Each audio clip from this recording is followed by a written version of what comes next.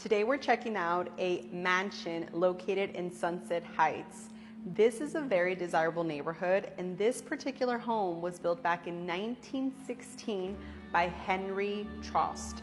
This is an architect masterpiece, craftsman work throughout, from the original stained glass to the chandeliers. This home is a definite must-see. Stick around and let us know what you guys think.